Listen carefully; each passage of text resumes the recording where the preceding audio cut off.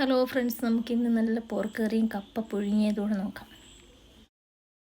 ഇപ്പോൾ കുക്കറിലോട്ട് പന്നിയും ഗരം മസാല ഉപ്പിട്ട് വേവിക്കാൻ വെച്ചേക്കുവാണ്. അമ്മയാണ് ഉണ്ടാക്കുന്നതെന്ന്.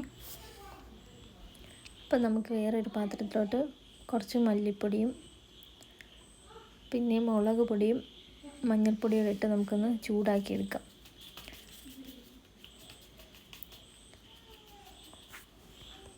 ഓരോ സ്ഥലത്ത് നമ്മൾ വ്യത്യസ്ത രീതിയിലായിരിക്കുമല്ലോ പന്നിക്കറി ഉണ്ടാക്കുന്നത്. ഞങ്ങളുടെ ഇവിടെ കാഞ്ഞിരപ്പള്ളിയിലൊക്കെ ഇങ്ങനെയൊക്കെയാണ് പന്നിക്കറി ഉണ്ടാക്കുന്നത്.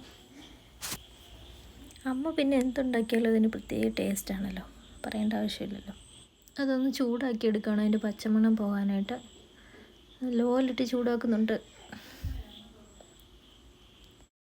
നമ്മളതിന് വേണ്ടി അരിഞ്ഞ് വെച്ചിരിക്കുന്നത് സബോളയും ഇഞ്ചിയാണ്. ഇത് ചൂടാക്കി കഴിഞ്ഞിട്ടുണ്ട്. നമുക്കതിനകത്തോട്ട് ആഡ് ചെയ്ത് കൊടുക്കാം.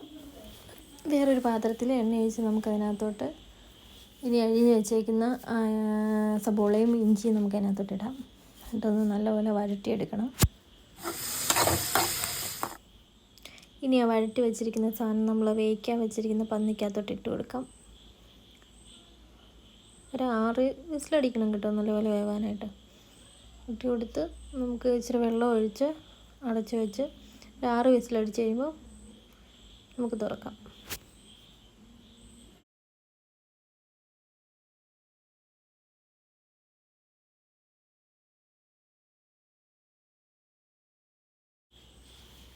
വേറൊരു പാത്രത്തിൽ കടുക് പൊട്ടിക്കാനായിട്ട് എണ്ണ ഒഴിച്ച് വെച്ചിട്ടുണ്ട്. അത് നമ്മൾ പന്നിക്കറി നല്ലപോലെ റെഡി ആയിട്ടുണ്ട്. 6 വിസിൽ വേണം കേട്ടോ വെന്തെടുക്കാനായിട്ട്. എണ്ണ ഒഴിച്ച് കടുക് പൊട്ടിച്ചു വെച്ച് നമ്മൾ കടുക് പൊട്ടിച്ചെടുക്കാം കേട്ടോ. നല്ല മണമൊക്കെ വരുന്നുണ്ട് കേട്ടോ. നല്ല കപ്പ പുഴുങ്ങി നല്ല വെന്തുടച്ച് വെച്ചിട്ടുണ്ട്. നല്ല വേവുന്ന കപ്പയായിരുന്നു കേട്ടോ. അത് നല്ല വെന്തുടച്ച് വെച്ചിട്ടുണ്ട്. ചൂട് കപ്പ പാത്രത്തിനകത്തോട്ടിടുവാണ്. നല്ല വെന്തിട്ടുണ്ട് കേട്ടോ കപ്പ. പന്നിക്കറി, നല്ല ചൂട് പന്നിക്കറി അതിൻ്റെ മുളകോട് ഒഴിച്ചു. അപ്പം നമ്മുടെ പന്നിക്കറിയും കപ്പയും നല്ല സെറ്റായിട്ടുണ്ട്. നല്ല അടിപൊളി ടേസ്റ്റായിരുന്നു കേട്ടോ. നിങ്ങൾക്ക് ഈ ചാനൽ ഇഷ്ടപ്പെട്ടെങ്കിൽ ലൈക്ക് ചെയ്ത് സബ്സ്ക്രൈബ് ചെയ്ത് സപ്പോർട്ട് ചെയ്യാൻ മറക്കരുതേ. അപ്പോൾ ബായ്.